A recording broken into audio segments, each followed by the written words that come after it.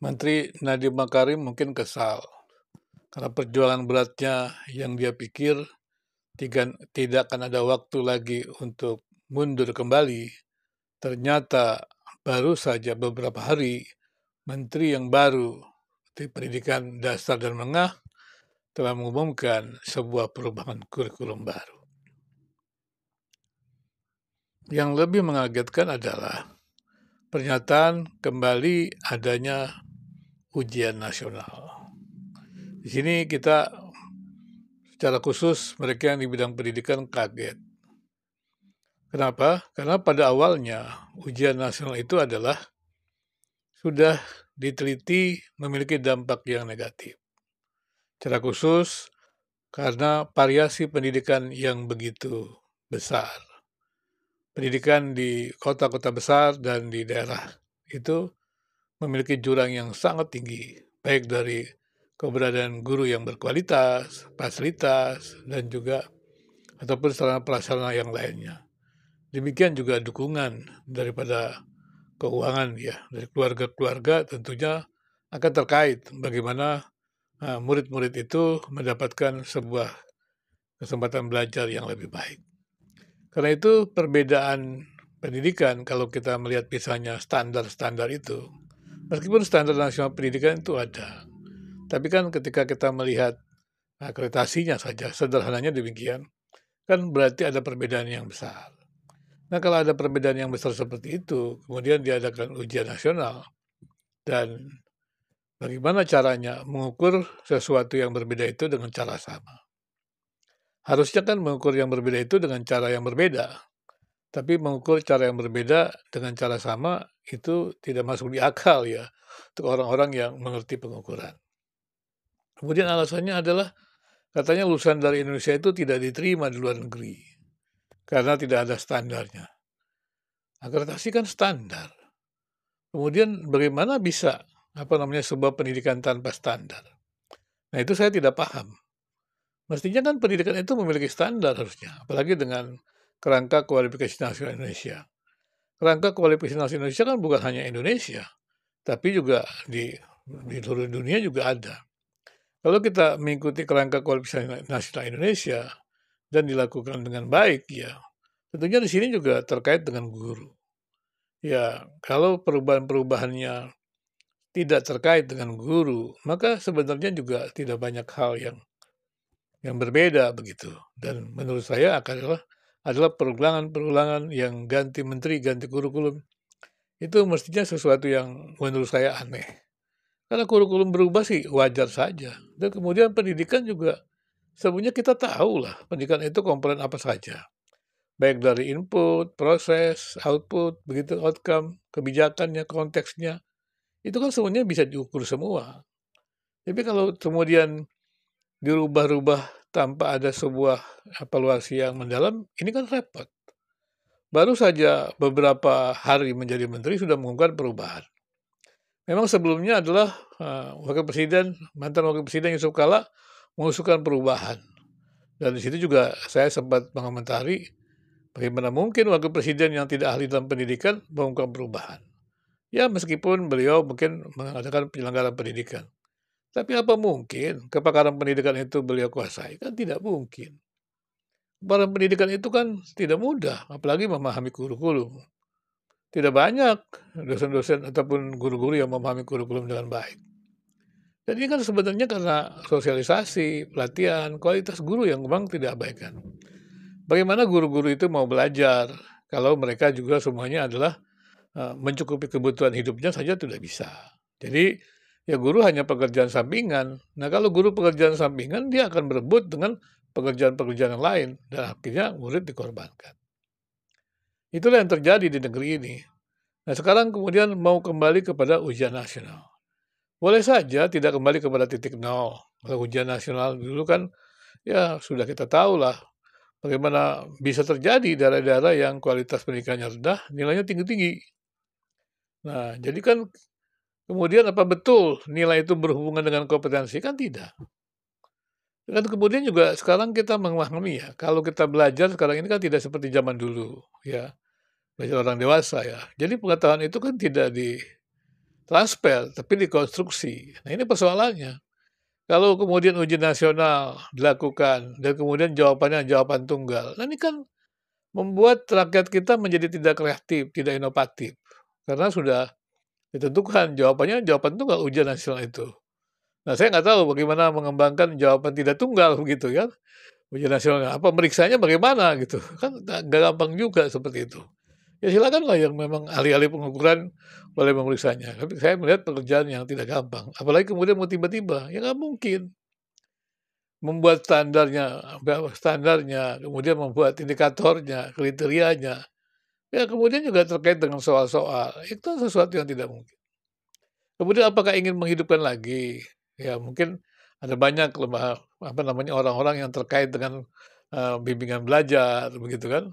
Akhirnya yang menikmati bimbingan belajar itu kan, maafkan saya ya, orang-orang yang punya uang. Tapi apakah bimbingan belajar itu bisa bisa masuk sampai ke daerah-daerah?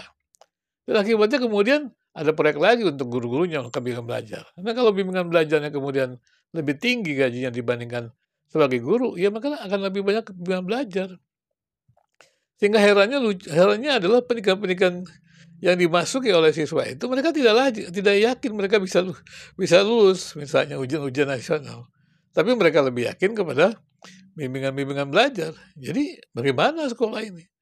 Betapa mahalnya biaya-biaya pendidikan seperti itu. Dan saya juga pernah melihat dulu ada kita bicara tentang olimpiade.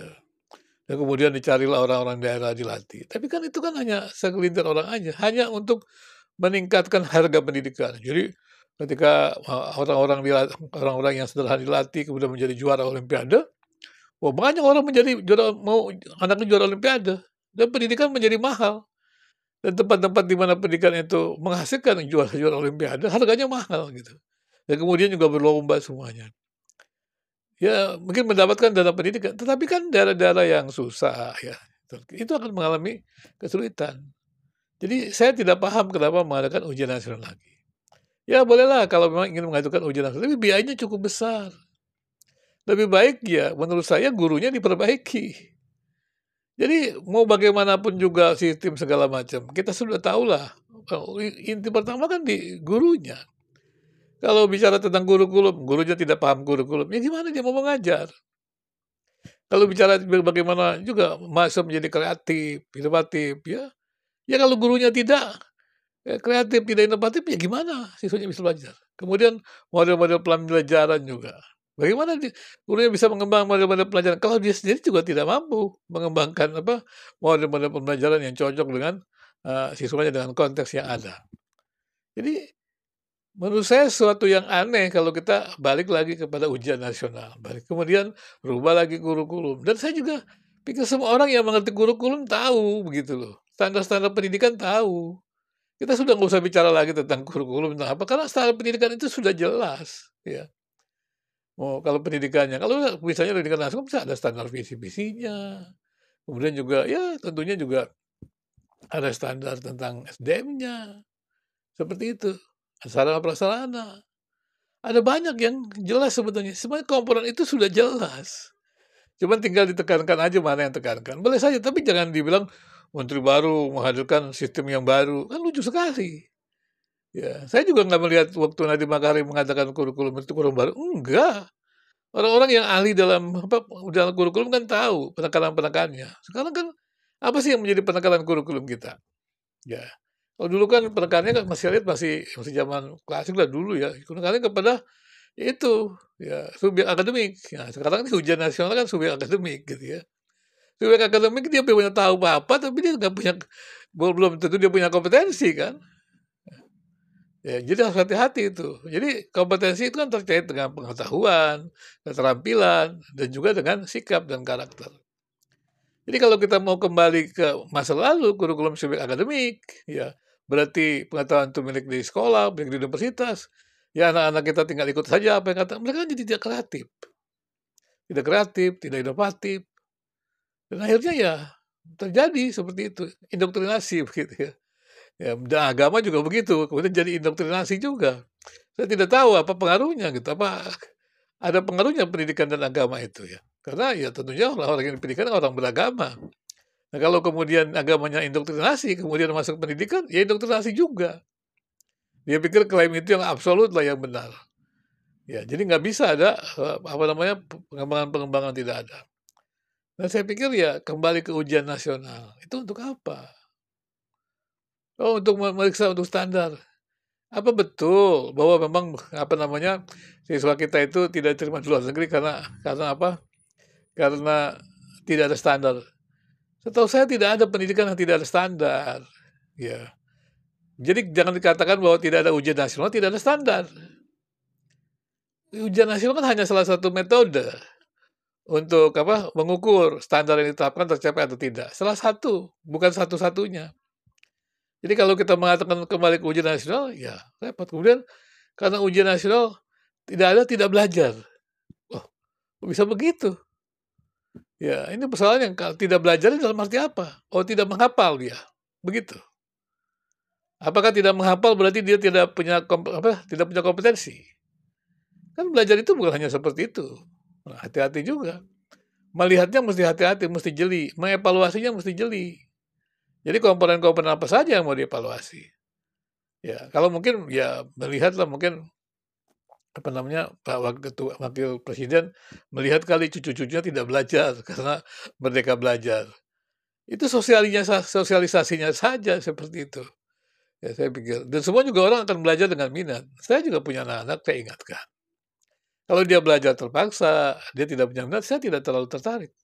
Tapi ketika dia mulai belajar, dia minat, dia menemukan, nah itu dia namanya belajar. Ya. Jadi bukan kesalahan di kurikulumnya, dia bukan. Ya. Tapi juga kemudian juga mungkin pendampingan orang tua, segala macam gitu. Ya tapi pendidikannya juga harus mengembangkan diri. Paling utama menurut saya guru. Saya juga pernah di sekolah dasar. Saya pernah tidak naik malah. Di kelas 2. Saya juga nggak tahu kenapa. Padahal waktu itu saya les, tapi tidak naik. Nggak apa-apa lah. Kemudian di kelas 3, kelas 4, ya kelas 3 ya. Saya tidak boleh masuk sekolah sama dengan murid-murid biasa karena prestasi saya menonjol. Ya karena ya biasanya mereka misalnya 4 jam sekolah, saya hanya diminta 2 jam. Kemudian juga masuk ke 4, 5, 6, saya langsung mendapat ranking. Begitu kelas 4, 5, 6, saya terkagum-kagum dengan guru saya. Guru saya yang mengajar segala macam. Saya masih ingat sekali.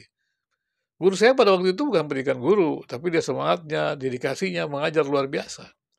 Dan yang lucu adalah ketika dia ingin diuji untuk menjadi kepala sekolah. Yang diuji bukan portofolio, tapi yang diuji adalah siswa-siswanya. Nah, ketika para penguji itu datang ke kelas kami dan ditanya tentang hal-hal ini, kami rata-rata bisa menjawab semua. Bahkan lucunya memang yang dikagetkan adalah tentang hal-hal ibu kota segala macam yang di dunia itu kita hampir semua tahu.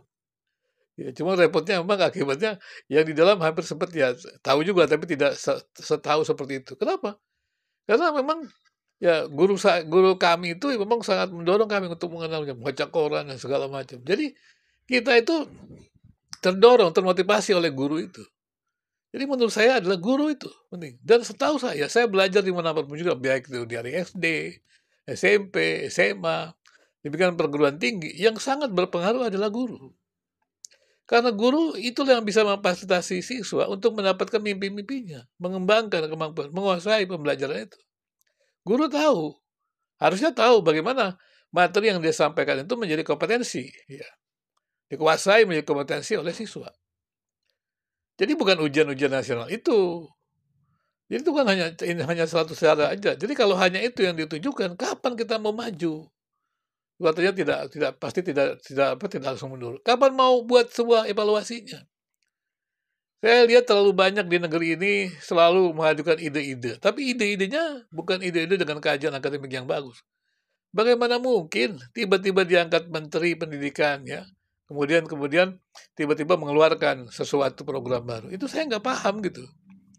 Evaluasinya bagaimana? Kemudian dimunculkan banyak orang, mungkin banyak orang yang sakit hati kali dengan peristiwa dengan Nadiem Makarim. Memang sempurna tidak ada, tapi ada kelompok-kelompok yang mungkin tidak suka misalnya. Kemudian diunjukkan, nggak benar juga. Kalau kajian kan mesti terbuka, mesti transparan seperti itu. Penelitiannya transparan. Jadi penelitian model apa tiba-tiba terjadi seperti itu? Saya nggak ngerti gitu. Ya sebagai seorang peneliti saya juga bingung. Oh tiba-tiba ada hasil penelitian yang luar biasa seperti itu. Itu kan cuma laporan data, penerapan. Bagaimana mengadakan kan evaluasi. Bagaimana melakukan tindak lanjut? Baru ada laporan data, tiba-tiba sudah ada tindak lanjut. Itu saya nggak ngerti sama sekali tentang pendidikan ini. Kemudian tiba-tiba juga kembali ke ujian nasional. Itu kan dicetuskan sebelum sebelum menteri yang sekarang ini dipilih. Yang menentukan adalah Wakil Presiden Yusuf Kala. Apakah begitu berkuasanya beliau ini? Bukan saya katakan saya tidak menghormati beliau. Tapi apakah demikian pendidikan kita itu? Boleh diatur oleh siapa saja. Pendidikan itu kan harusnya dikumpulkan orang-orang pakarnya. Jangan satu dua orang. Belajarlah sungguh-sungguh. Kita belajar mungkin dengan sungguh cari kebenarannya. Tapi ya memang repotnya adalah kebijakan ini kan politik. Jadi kita tidak tahu siapa yang berkepentingan dengan pendidikan di negeri ini. Tapi sekali lagi itu adalah kebijakan politik. Ya tidak bisa dihindari karena menteri adalah kebijakan politik. Ya demikian juga pendidikan menjadi kebijakan politik gitu. Karena nanti ditetapkan di DPR kan undang-undangnya segala macam. Itu politik. Tapi pertanyaannya adalah apakah kita tidak melihat kebutuhan masyarakat Indonesia? Apakah kita tidak melihat bahwa pentingnya pendidikan itu sendiri? Kalau hanya sekadar coba-coba, sekadar menampilkan diri sebagai orang yang mengerti pendidikan, saya juga nggak paham seperti itu. Untuk apa gitu? Kalau menurut saya ya pendidikan itu terbuka dan semua orang tahu juga. Yang didengung-dengungkan seperti ini sekarang ini zaman teknologi, orang akan tahu kok. Jadi kalau didengungkan akan terjadi kurikulum baru segala macam itu, ya orang akan tahu kok. Nanti kita lihat saja apakah betul ya ide-ide itu. Mau kembali kepada ujian nasional, silakan saja. Tapi nanti akan terlihat semuanya. Apakah menteri yang baru ini akan jadi sukses, akan lebih parah lagi. Tapi memang ya terus terang juga mimpi Nadiem Makarim bahwa tidak akan mundur ke belakang atau tidak mungkin mundur ke belakang, ternyata memang tidak terjadi. Karena memang di negeri ini segala sesuatu mungkin. Ya karena ya di negeri ini ya siapa yang punya kuasa dia bisa berbuat apa saja. Maafkan saya juga. Harusnya kan dengan kajian-kajian mendengarkan. Memang betul para pemimpin itu punya kuasa, punya hak. Tapi jangan lupa dedikasi untuk rakyat. Bukankah Presiden Prabowo mengatakan pemimpin bekerja untuk rakyat? Pemimpin bukan bekerja untuk memimpin, bukan untuk popularitasnya, bukan untuk kepentingan orang-orang sekelompok orang. Tapi pemimpin bekerja untuk rakyat. Ya kita berharap pendidikan dasar dan menengah ini yang penting sekali. Menyiapkan generasi penerus bangsa ini. Bisa menghasilkan ya siswa-siswa yang benar-benar memiliki kompetensi yang baik. Tapi sekali lagi saya katakan, kalau teman-teman yang mengerti kurikulum sudah tahu lah, mengerti standar pendidikan sudah tahu lah, bahwa tinggal di mana yang mau ditekankan. Itu saja. Tidak usah membuat sebuah program-program yang kelihatan luar biasa, tidak perlu juga. Siapa yang belajar pendidikan, siapa yang belajar kurikulum pendidikan, ya paham semua itu. Tapi memang sayangnya masyarakat luas mungkin tidak terlalu tahu juga tentang hal itu. Perubahan-perubahan begitu. Ya sehingga dianggap ada program kebijakan baru, misalnya begitu. Nanti kita lihat saja apakah betul kembali kepada ujian nasional menjadi sesuatu yang baik atau tidak. Atau mungkin akan menjadi persoalan karena sekali lagi apalagi dengan zaman informasi yang luar biasa, teknologi informasi yang saat ini luar biasa. Ya, saya juga nggak tahu ya. Mereka ingin buat bagaimana begitu. Dan bagi saya ya memang lucu sekali. Yang berbeda diukur dengan cara-cara sama. Nah ini sesuatu yang lucu sekali. Tapi ya kita nantikan saja, kalau memang betul ada teman-teman baru. Tapi yang perlu kita ketahui adalah yang terpenting di dalam sebuah pendidikan adalah guru. Karena gurunya lah yang bisa memfasilitasi, mengarahkan. Jadi kalau gurunya masih dalam kondisi yang sulit, gurunya masih dalam pendapat tidak bisa bekerja menghidupkan diri yang lewat guru, ya tidak bisa diharapkan. Apapun juga ada. Demikian jonasi dihapus atau apa, silakan saja. Ya, memang saya juga dari dulu juga bingung. Jonasi kemudian tidak melihat penyebaran sekolah-sekolah itu di mana. Akibatnya banyak orang yang berbohong. Pendidikan itu mengajar orang-orang Indonesia berbohong, secara khusus di kota-kota besar. Dan mereka pindahkan anaknya untuk ke jonasi. Kalau pemerintah membuat jonasi dari dulu ya, sediakan dulu fasilitasnya, baru buat jonasi. Itu kan terjadi. Kasihan sekali orang-orang yang menderita, yang miskin, tidak mendapatkan pendidikan yang bagus. Karena kenapa? Jonasi.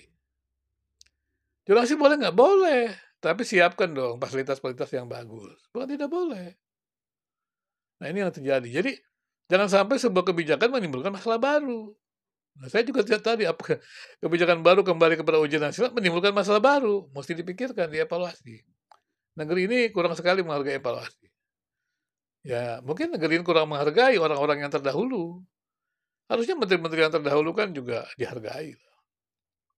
Jangan sampai menteri dengan menteri saling tidak menghargai, ini kan berbahaya. Ini kan pilihan rakyat semuanya, yang tentunya yang milih adalah presiden yang ada. Dan harusnya ini menjadi kepentingan masyarakat gitu, kepentingan bersama masyarakat Indonesia, bukan kepentingan orang-orang tertentu. Pejabat-pejabat yang mendapat jabatan itu jangan cari popularitas, jangan cari ya kesan-kesan tersendiri hanya untuk pribadinya, jangan. Tapi bagaimana rakyat itu diperhatikan, pendidikan itu diperhatikan, nanti mereka akan memperhatikan sendiri kok. Ya. Mereka yang mengejar kemuliaan dengan cara-cara tidak benar, tidak akan pernah mendapatkan kemuliaan. Tapi mereka yang tidak pernah mengejar kemuliaan, tapi mengerjakan kerja-kerja yang mulia, kemuliaan akan mengejar mereka. Karena pendidikan di Indonesia ini bisa menjadi berubah. Ya, kita berharap tidak kembali kepada ujian nasional. Kalau saya katakan gitu. Karena ya bagi saya lucu sekali lah gitu, seperti itu. Apa hanya cuma bisa begitu cara menilai begitu. Karena teknologi cukup banyak. Terima kasih.